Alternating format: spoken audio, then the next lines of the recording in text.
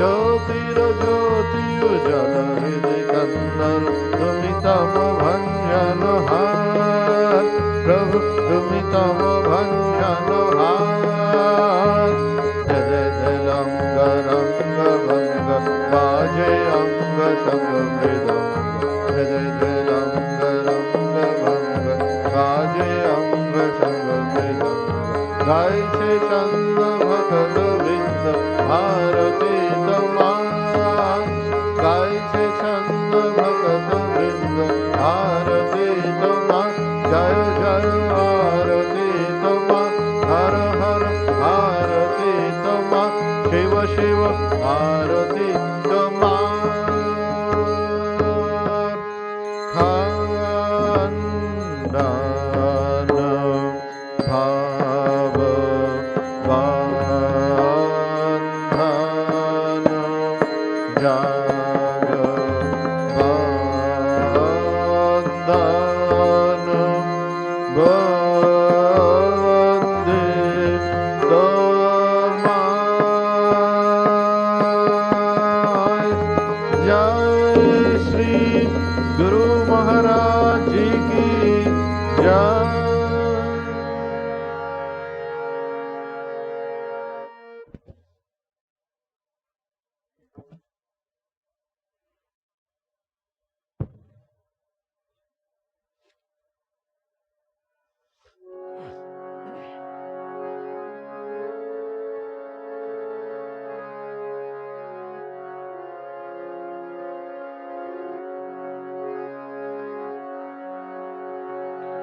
ॐ ह्रीं ऋतं त्वमचलो गुणजित् गुणेभ्यः नक्तं दिवं सकरुणं तव पाद पद्मं मोहं कषं बहुकृतं न भजे यतोऽहं तस्मात् त्वमेव शरणं मम दीनबन्धो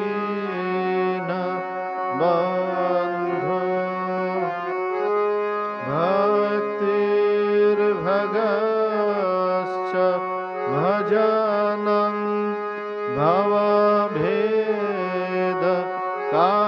भवभेदकारी गच्छन्तलं सुविपुलं गमनाय तत्त्वं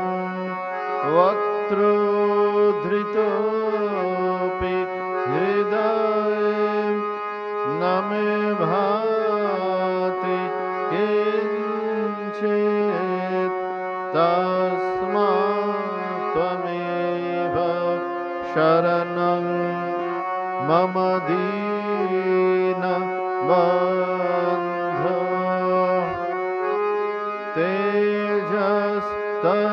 तेजस्तरन्ति तरसां त्वयि तृप्त तृष्णां रागे कृते ऋतपथे त्वयि राम कृष्णे मार्त्यामृतं तव पदं मरणोर्मि नाशं तस्मात् त्वमेव शरणं मम दीनबन्धो कृत्यं करोति कलुषं कुहकान्तकारी स्नान्तं शिवं सुविमलं तव नाम नाथ यस्मादहं त्वशरणो जगदेक गम्यं तस्मात् त्वमेव शरणं मम दीनबन्धो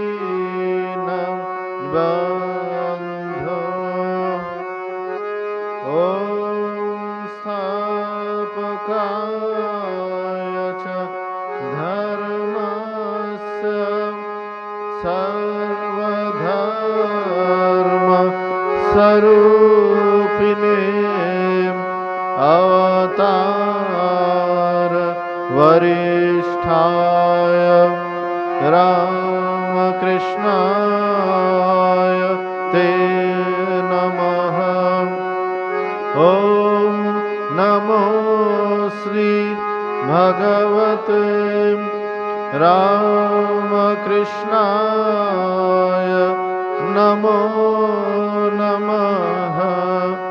ॐ नमो श्री भगवते रामकृष्णाय नमो नमः। ॐ नमो श्री भगवते रामकृष्णाय नमो नमः।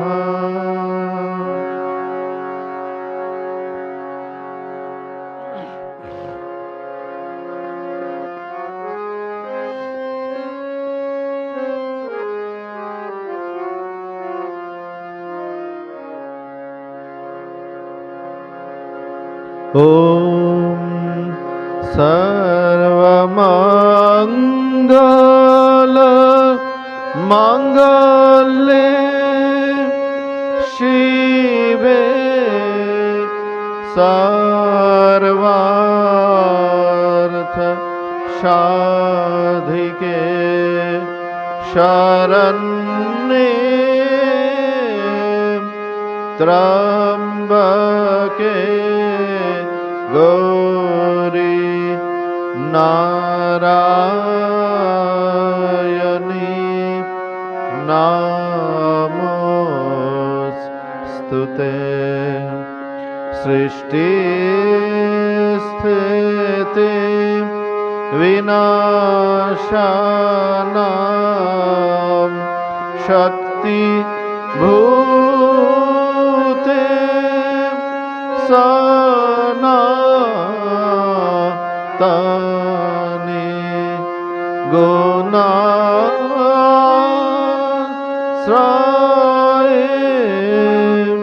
गुणमये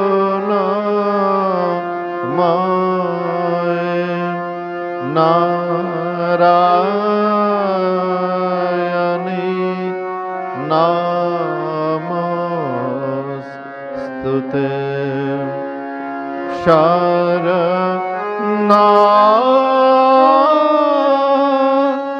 शरणागत दीनार्त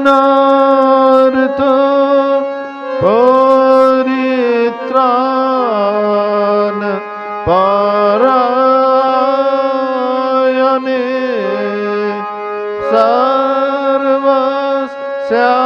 सर्वस्यारति हरे देवी नारायणी नमोस्तुते।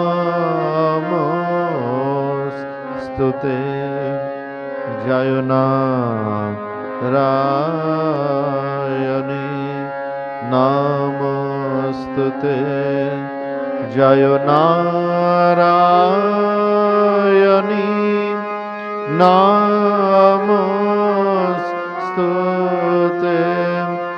जय नारायणी नमोस्तुते।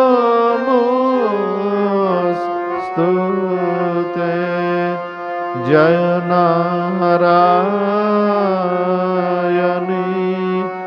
नमोस्तुते।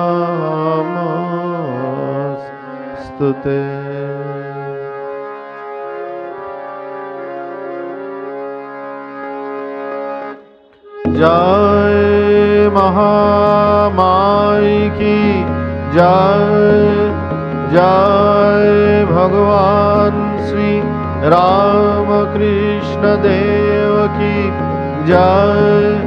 जय स्वामी जी महाराज जी की जय।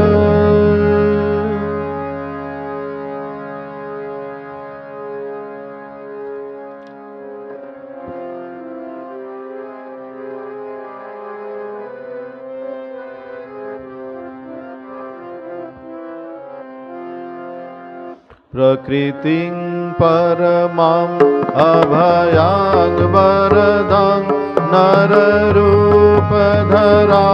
जनतापहरां शरणागत सेवक तोषकरीं प्रणमामि परां जननीं जगतां गुणहीनसुतान् अपराधयुतान्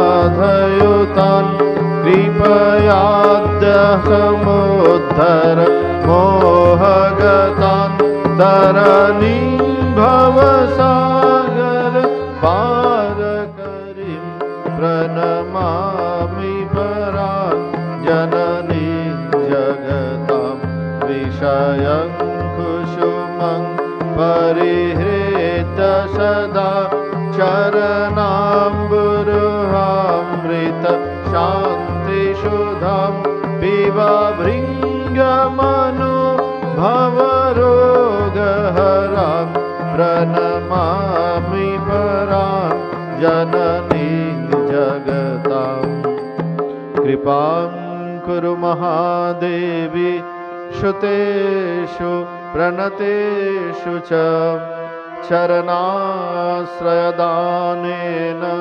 कृपामयि नमोऽस्तु ते लज्जापटावृते नित्यं शारदे ज्ञानदायिके पापेभ्यो न सदा रक्ष कृपामयि नमोऽस्तु ते रामकृष्ण गतप्राणां तन्नाम श्रवणप्रियां तदभावरञ्जिताकारां प्रणमामि मुहुर्मुहुः पवित्रं चरितं यस्य पवित्रं जीवनं तथा पवित्रता स्वरूपिण्यै तस्यै दिव्यै नमो नमः देवीं प्रसन्नां प्रणतां त्रिहान्त्रीं योगीन्द्रपूज्यां युगधर्मपात्रीं तां शारदां भक्तिविज्ञानदात्रीं दयास्वरूपां प्रणमामि नित्यं स्नेहेन बध्नासि मनोष्मदीयं दोषान् शेषान् सगुणीकरोषि काहेतुना नो दयशेषदोषान् स्वाङ्के गृहीत्वा यदिदं विचित्रं प्रसीद मातर् विनयेन याचे नित्यं भव स्नेहवती श्रुतेषु प्रेमैकबिन्दुं चिरदग्धचित्ते विषिञ्च चित्तं कुरु न सुशान्तम् जननीं शारदां देवीं रामकृष्णं जगद्गुरुं पादपद्मे तयो श्रित्वा प्रणमामि मुहुर्मुहुः प्रणमामि मुहुर्मुहुः।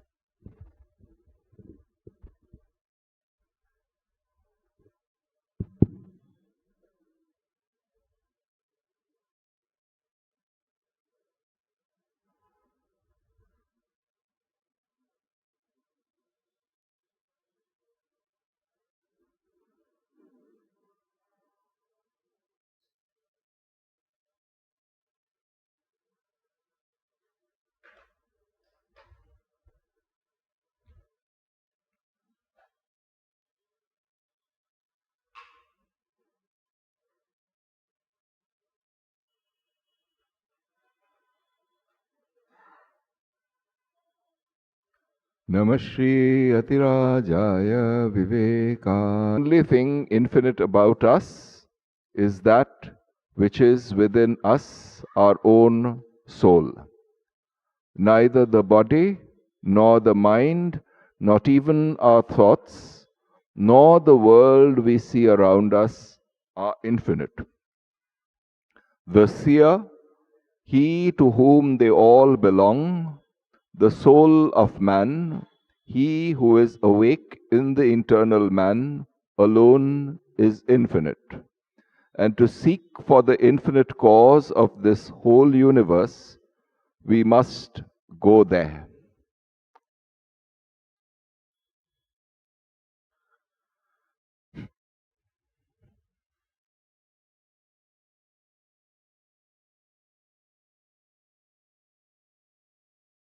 In the infinite soul alone, we can find it.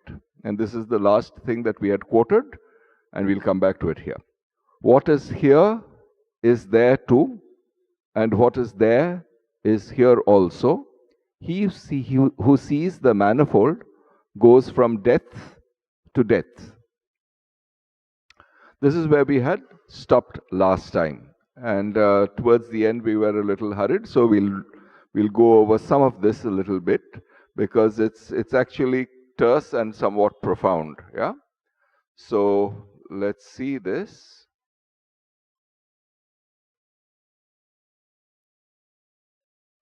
Yeah. So this last thing, we had not given the full initial full version of this last time. What is here is there too, and what is there is here also. He who sees the manifold goes from death to death. The original verse, see, he's giving a free translation, so he's not quoting, he's not talking about every single verse of the Upanishads. He's giving a selection. This is the original verse. It's the 10th verse of the second, of 2.1.1, the first valli of the second adhyaya. Yeah? 2.1.10. Yat eva iha tat amutra. Yat eva iha, that which is here. Yat, that. Eva, itself. Iha, here itself. Yeah? Tat amutra. Amutra is there. Yeah? That is there. Yat amutra, that which is there. Tat anu iha. Yeah? Yadeveha tadamutra yadamutra tadanviha. Yeah? That is here. Mrityoho, from death. Sa, he or she or whatever, the person. Mrityum apnoti. So from death to death, such an individual goes. Who? Ya iha naneva pashyati. Ya iha nana iva pashyati. Whoever perceives manifold differences here, such an individual goes from death to death. Yeah? And the next verse, 2.11, 2.1.11, that has this second part of it recurring. So I'll state it, but that's not what Vivekananda has really translated. It's this 10th verse of 2.1 that he's quoted there. Manasa eva idam aptavyam. Through the mind alone is this to be attained. This meaning, this awareness of this inner core of one's being, what one calls the Atman. Manasa eva idam aptavyam na iha nana asti kinchana. Here, there is no manifold. It's stressing that again. Yeah? And if one does not recognize it, what happens? Mrityo samrityum mrityum gacchati. Apnoti is attains, gacchati is goes. It's basically, connotation is the same. Ya iha nana iva pashyati. Whoever perceives the manifold goes from death to death. This is we'll come back to this, because this is a certain vitally important thing, and we tend to think of Advaita as this purely intellectual philosophy which is just supposed to be played around in some form of intellectual gymnastics. That's not the case. It is something to be carried out in practice. And this is the solution. This is really at the heart of it. Yeah? It's basically whoever sees the manifold here. And the worst form of seeing the manifold, which is harmful not to others, well, it's harmful to others, but it does more harm to ourselves, is precisely this anger, hatred, fear. These thrive on the notion of the other. And so, whoever acts, when we act impelled by these forces of anger, hatred, fear, what we are really doing at the base of it is recognizing somebody else, some other person, some other group of people as fundamentally different from ourselves and hence entitled to something less than we are. Many years back, there was this beautiful film called Nuremberg. It's about the Nuremberg trials that were held after the Second World War. Yeah, I mean, essentially, the erstwhile Nazi regime was charged with crimes against humanity. Why? Because basically, some group of people, in that case, it was the Jews and the communists or whoever, or gypsies, whatever, these groups of people were somehow, through doctrine, through propaganda, they were projected as a group of people who were somehow subhuman. There were vested interests behind it, but we won't get into that. But somehow this propaganda was spread, and therefore, one group of human beings, it's not important what the specific labels are, but one group of human beings essentially decided that this other group of human beings were somehow intrinsically inferior, and therefore they could be subjected to inhuman tortures. Yeah, they were gassed, killed, various inhuman experiments were run on them, and so on. Now, in this particular trial, what came out, I mean, there's this person who is the judge. This is, of course, it's a fictionalized account, but I think it's somehow fundamental and it's related to this. What this person says is that he was, I mean, once one starts looking at the evidence, one starts asking oneself, what is it that in human beings that allows us to treat other human beings in this completely inhuman way? And he was really asking, okay, so fine, this is a group of people who were regarding this Nazi regime as quote unquote evil. That's a very easy and facile statement to make. But what this judge was doing was trying to introspect, analyze, understand what is it in us that makes us feel that that fills us with revulsion at this kind of an act. What exactly is it that makes us do this? So in other words, what really is what defines evil in terms of not this kind of an emotional laden theological / religious condemnation, but really what is it? Something that a common individual without any theological baggage can understand, can grasp. He comes to the conclusion it's basically the same thing as absence of empathy, which means somehow or the other saying that this is what we started off with, a fundamental belief, axiom, or a conviction that some particular group of people on whom we impose labels conveniently is somehow intrinsically not worthy of certain rights which we think we have as human beings.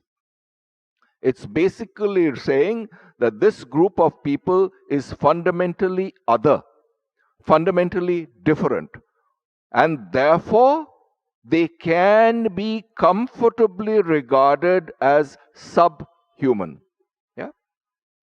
They do not have the same rights, the same freedom to work, to live our lives as these as us. Yeah? So this group of people is fundamentally different. It's lower than us. This otherization. Yeah. I'm using the word otherization deliberately. So basically, they have been made other, made different. And a conviction has grown that, look, killing of these people, our moral senses need not feel revulsed. Why? Because such people fail to recognize this one fundamental truth, that there is at the core of our beings, there is no difference. What happens? So why is this being so strongly stated here? See, finally, when one comes to this quote unquote spiritual path, there is a certain motivation. And what is the motivation here? How did the Kathopanishad start? Which question did it start? And it started with that question of Nachiketa, which says that basically some people say that after death somebody is, yeah. Some people say that such a person is no longer there. What is the truth about this? Yeah. And essentially the first whole Valli was essentially the first adhyaya was dedicated to explaining various things, and that question, the answer to that question is still continuing. See, basically the answer was given there that, look, it is through a complete grasping of this a causal principle which is essential to our being, this conscious principle, grasping it with one's full being, identifying oneself with it, it is this that resolves the problem. Basically saying that, look, in our life, in this confused way of life that is our normal day-to-day existence, where everything is perceived in and through this consciousness, but still we somehow or the other feel that that which is reflected in this consciousness, namely our physical bodies, minds, etc., that's all that there is. This is all that there is. This conscious principle is something that is ignored. Yeah?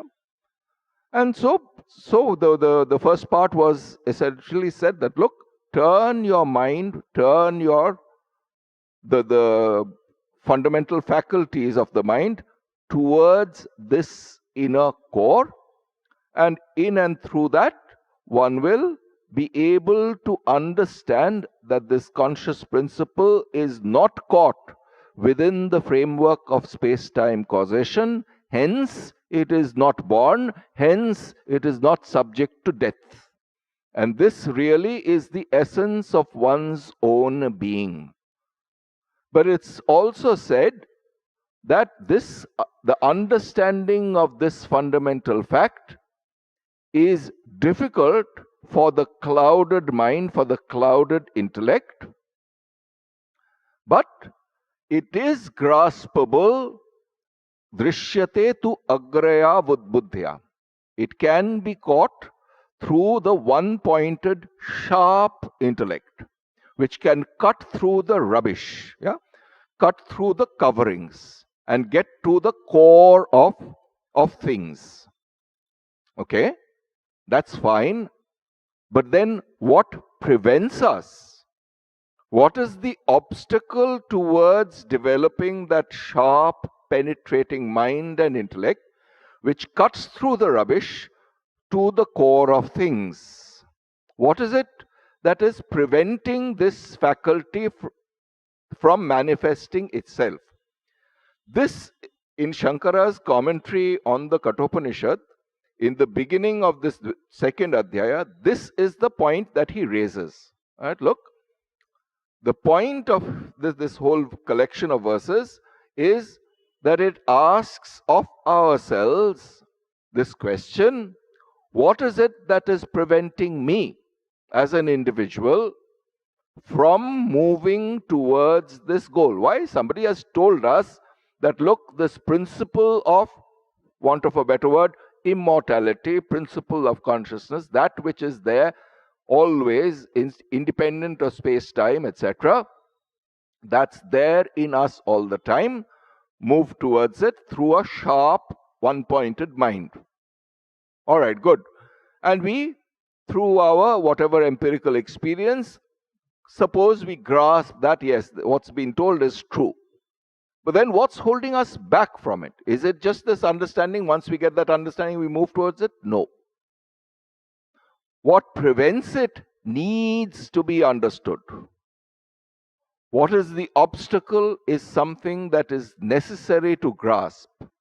Why? Because, okay, so one wants to run faster, or one wants to move faster, one wants to perform some kind of action better.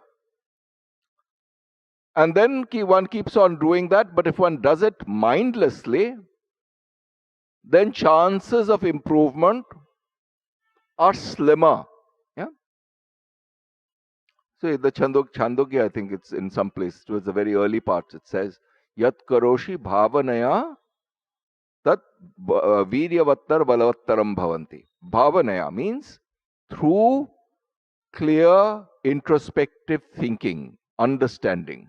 What is done through that kind of understanding becomes stronger, and viryavattara, meaning something which is imbued with vitality, not emasculated, not withered away. Yeah? So, here what is being said is that, look, if one understands what one's obstacles really are, then there will be an attempt, a conscious attempt to remove them from one's path, and this will make our progress, assuming that we want to grasp this immortality within us, much easier. Yeah? So this is really what is said at the beginning of in the Shankar Bhashya of the before, just as a precursor, as an introduction to this first verse, Paranchikhani. Yeah? So Vyatrinat Swayambhu, etc. So there are two things that are stated here as obstacles. The first verse itself says this: Paranchi kha ani vyatrinat swayambhu tasmat parak pashyati na antaratman kaschit dhiraha. Dhiraha. What is this dhi?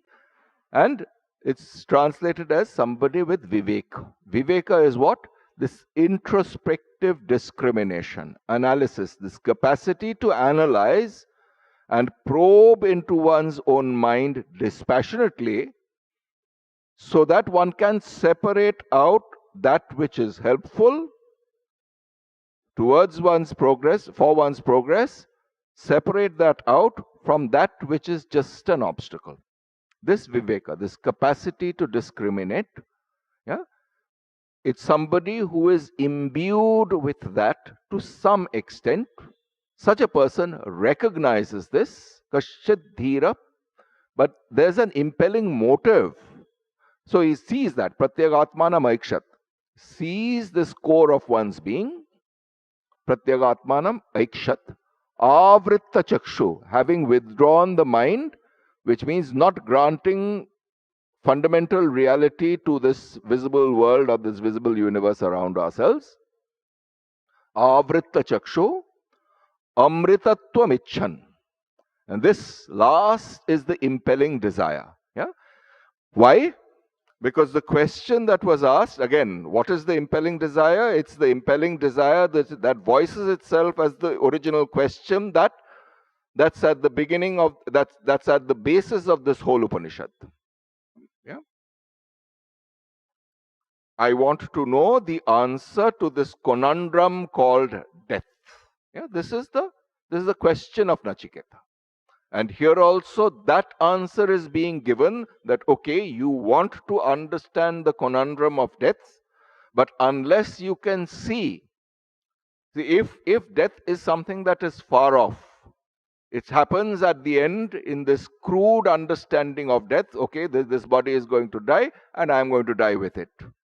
And I cannot see beyond that point.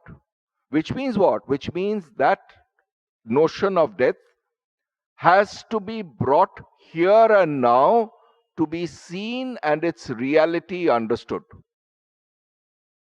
Which means, is that alone death, or is there a ramification of death in the here and now?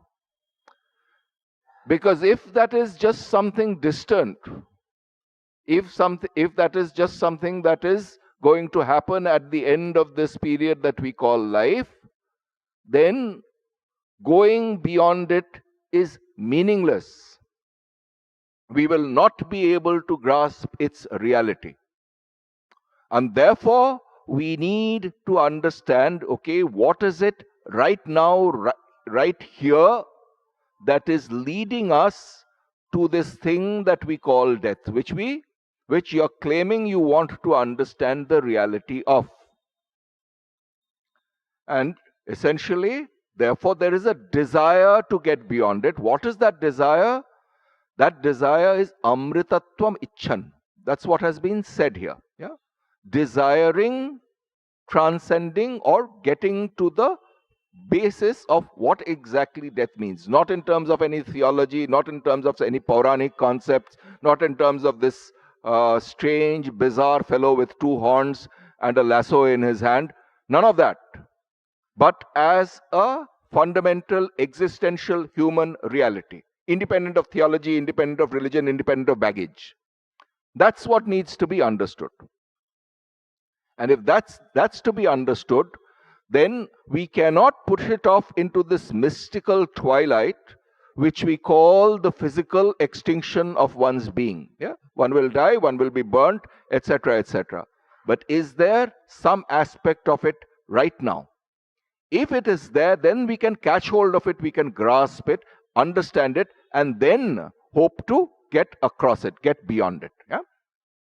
And so then, if it is amritatva is that which is to be desired, the obstacle to it is mritatva, yeah? The nature of dying. Yeah? So what is the nature of dying? That's the real question. And is that nature, I mean the swabhava, the intrinsic nature of what we call death, is it there with us right now? Are we being stalked by it right now? And if we are, then we need to catch hold of it, look at it face to face. Yeah? If that understanding does not develop in us today, it will not develop when we are on the verge of physical death. This is what is being encouraged. So recognizing the obstacle is recognizing this mritatva and recognizing it as something that is there with us today. Today, right now, right here. All right? So that's the thing that has been stated in the beginning, that start developing this faculty of analytic introspection. Yeah? Kaschit dhira pratyagatmanamaikshat avritta chakshu amritatvam icchan. Fine. So then, what is its converse, and what is this nature of death which is there with us right here? That's being said here. What is it? Ya iha nana iva pashyati. Does that mean that we don't recognize a chair or another person as some? Yes, we do. Yes, we do. But it does not affect us at the foundation of our psyche. It is basically recognizing, and this is why we started with this extreme way of seeing difference, the Nazi extermination of a group which was otherized.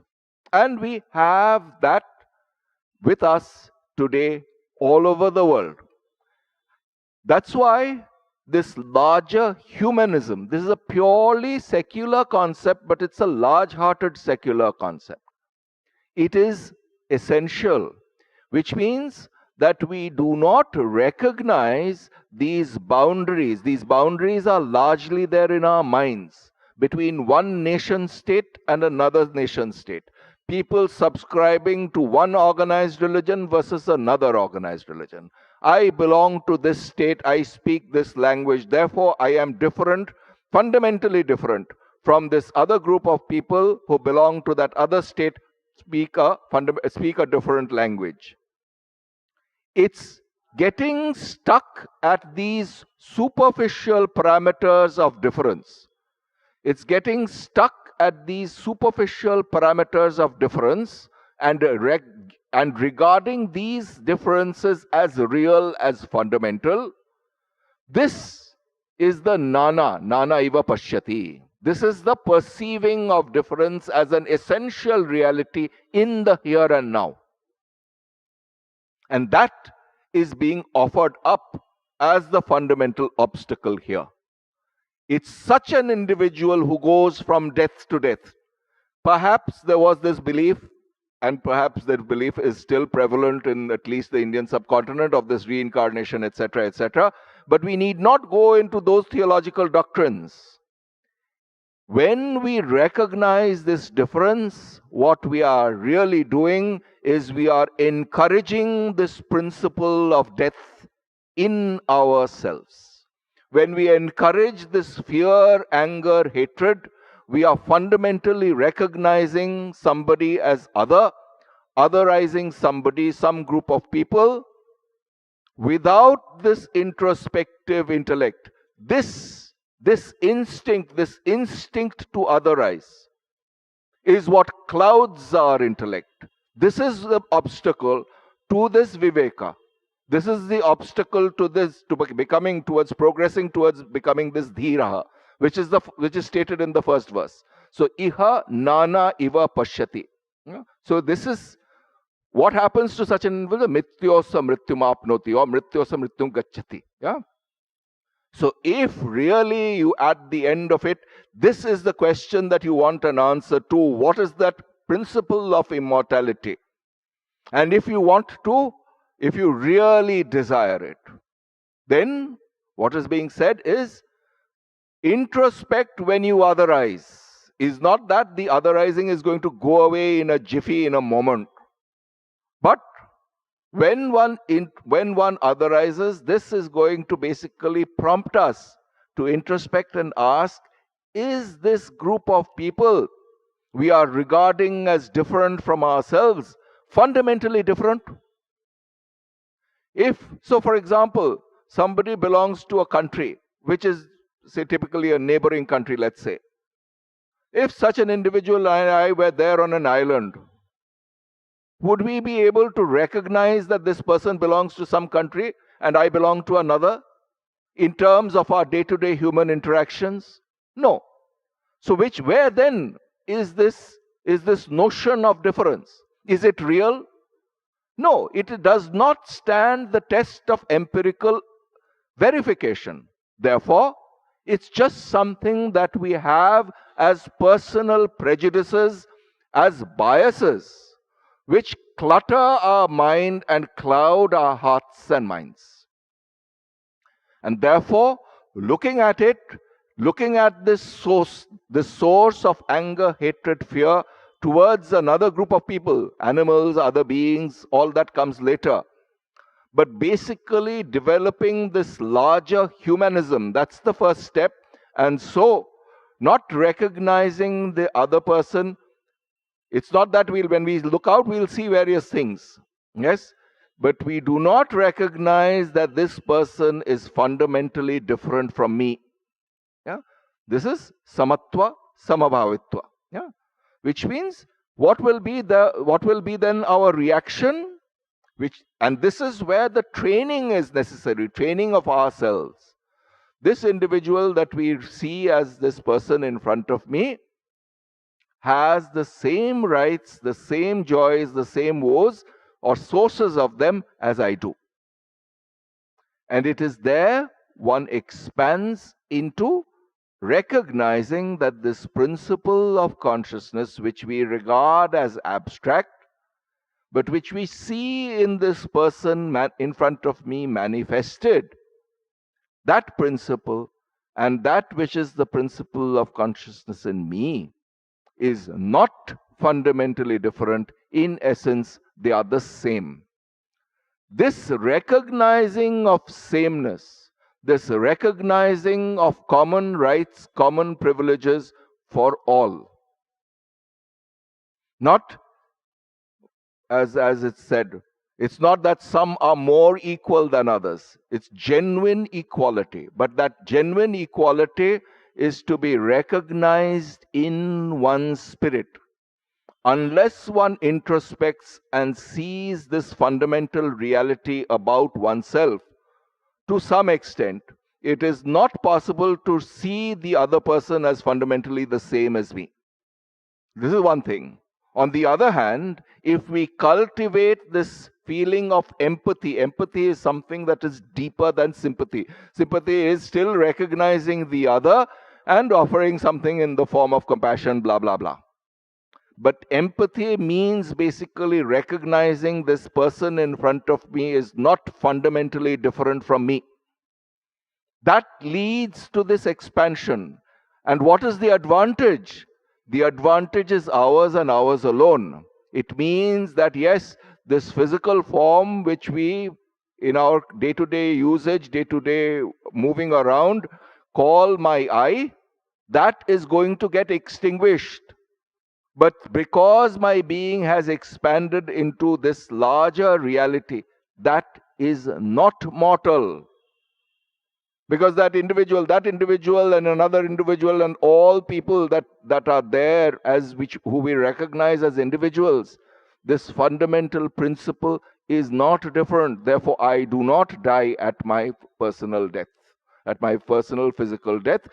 This principle is not extinguished. And therefore, if one can identify oneself, and the whole practice, all the way of progress is really identifying this empirical little I with this larger impersonal or universal principle of consciousness which is there in all. Yeah?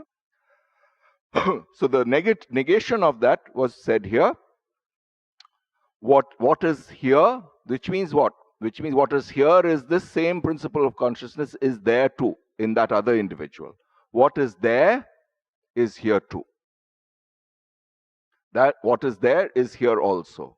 He who sees the manifold goes from death to death. Mrityosa mrityum apnoti ya iha nana iva pashyati. And then Vivekananda starts analyzing this. We have seen how at first there was the desire to go to heaven. See, in a certain sense, people were seeking joy. Yeah, everybody does that. And therefore, the untrained, unquestioning mind instinctively builds up a castle in the sky, saying, oh, there is this heaven somewhere out there. We cannot see, we cannot investigate. And therefore, it's kind of hidden from us. Where there is only joy, there is no woe. And then we decorate it with all our prejudices. Person living in the desert imagines a heaven full of flowing rivers. A person in a place where there are lots of rains imagines a heaven which is a dry place. Pure imagination, not rooted in reality, not rooted in this introspective analysis. Which means basically such people are not interested in the truth. But if one is, and is not satisfied by little crumbs of theological doctrines thrown at one, then one investigates. Yeah? And then this notion of heaven and hell and all the rest of it, all the rest of these stories, they crumble and fall as something that is not worthy of a sincere mind, of a sincere intellect. Yeah? Basically saying that, look, if you are after the truth, then all these stories about heaven and hell and whatever theological doctrines there are, they just come up as mere social constructs which are probably valuable for a while, but they do not provide a real answer to an inquiring mind. They did not provide an answer to Nachiketa in particular. So these heavens are thrown away, discarded as not particularly significant, not particularly valuable if one wants a real answer to a real question. When these ancient Aryans became dissatisfied with the world around them, they naturally thought that after death they would go to some place where there would be all happiness without any misery. These places they multiplied and called Svargas. The word may be translated as heavens, where there would be joy forever. The body would become perfect, and also the mind, and there they would live with their forefathers.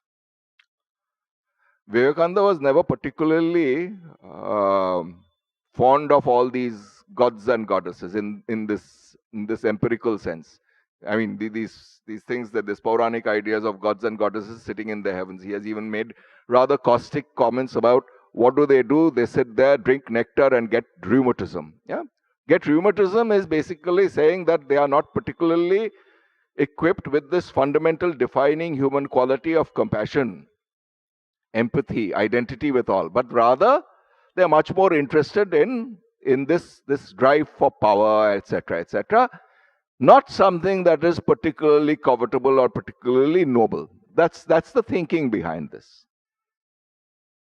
But as soon as philosophy came, literally, what is philosophy? Philosophy and sophist, so it's love of knowledge. But as soon as, and one should translate this philosophy as literally love of knowledge, the literal meaning in Latin. As soon as philosophy came, men found that this was impossible and absurd. This eternality of joys, etc., etc., which is what these Svargas are supposed to embody, is impossible and absurd. It does not stand the test of enquiry to a mind that is committed to truth above everything else. The very idea of an infinite in place would be a contradiction in terms, as a place must begin and continue in time. Therefore, they had to give up that idea. This is the progress of thought. First, a naive mind thinking of these heavens and hells and all these stories, but the inquiring mind finds these explanations unsatisfactory and absurd, childish at a certain level. Throw them away, which means probe deeper. Therefore, they had to give up the idea. They found out that the gods who lived in these heavens, this is the idea that had been propounded, had once been human beings on earth, who through their good works had become gods, and the godhoods, as they call them, were different states, different positions. Executive director of blah blah blah company, of the company of the Varun Loka, whatever. Different positions. None of the gods spoken of in the Vedas are permanent individuals. Yeah? So essentially what one is doing here is discarding or cutting through a certain measure of rubbish, which is there as a shared narrative at best, essentially intended to stop the mind that is not particularly committed to truth. Okay, you want some answer, here is some answer. We know you're not going to inquire into it because there are very few minds which really want to inquire. But those who do, they will not be satisfied by these silly answers, superficial answers of heavens and hells and blah, blah, blah. They will want to cut through that to the real truth behind all this, to the reality behind all this, cut through the narrative, cut through the stories. What do we get at? We get at truth. Truth is a very old-fashioned concept and we cannot define it. But there is an instinct in our heart which chooses that above everything else. And it is for such minds who are committed to truth above everything else that this path is laid out. Not in terms of narrative, not in terms of stories, but inquiry. What is true? What is true? Somehow the fundamental criterion there is, yes, I know there is truth in all this. I need to find it. What is the truth behind death is the question that is being asked. And what is being prompted here is an encouragement to proceed in that path of inquiry. Not get thwarted by the local wisdom of the priests, not the priestcraft. Vivekananda was very, very strong about all this stuff about priests who essentially have this understanding amongst themselves so that these other human beings, the so-called lower castes, etc., are people who could be exploited. That is not what this is about. That's just a division. That's a social malady. That needs to be overcome. And this fundamental Vedantic reality of equality of beings. Yeah? When one looks at another person, recognizing that this person, be a Hindu, Muslim, Christian, American, atheist, irrelevant. That irrelevant meaning of secondary or tertiary importance, unimportant. Can we get to that universality of vision? Recognizing fundamental unity in the person that is in front of me and oneself. We basically talk about it today as a secular concept of humanism. But here, in the Upanishads, what is being talked about is that no, this is not a doctrine, this is not a social construct, it is the truth. And if you want to get at this truth, there is a way.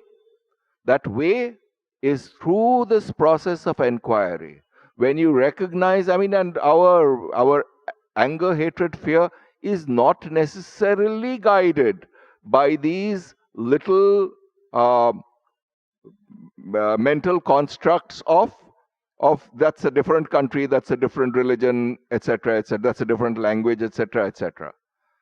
Most of the time, it is a temperament, a subjective temperament versus another subjective temperament. These labels are often secondary.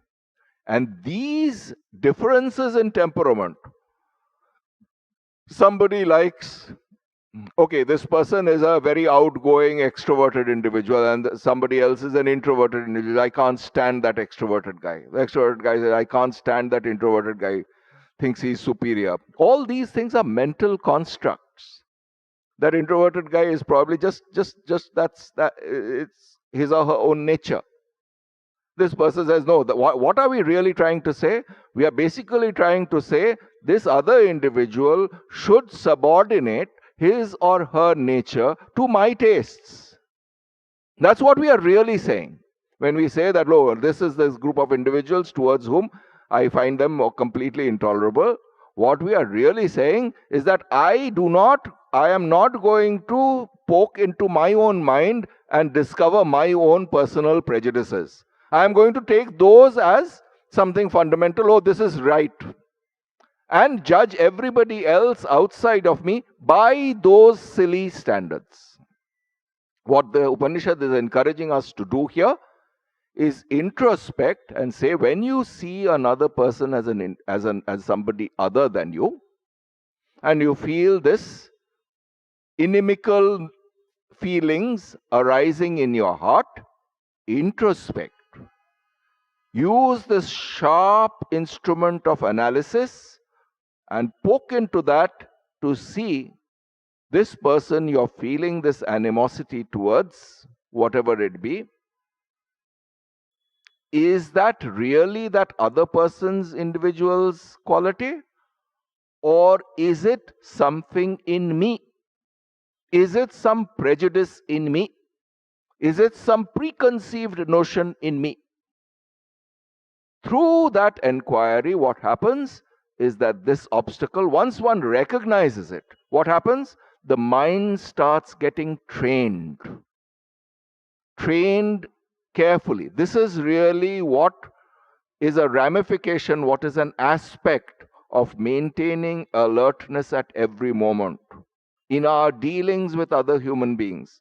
Getting caught in this mesh of otherizing and hence death. I'll conclude with this one little comment that in one of these other places, it's in the Mahabharata, in the Shanti Parva, it's called the Sanat Sujatiya Samvad. I think that's from the Shanti Parva. Anyway, the Sanat Sujatiya Samvad, what is death? There it is said, Pramado vai mrityu. What exactly is death? This is there right here, right now. What is it? Pramada. What is pramada? Self. Pramada is basically delusion. Yeah? What it means here is self-forgetfulness, lack of awareness, lack of alertness, lack of consciousness of the present moment. Yeah?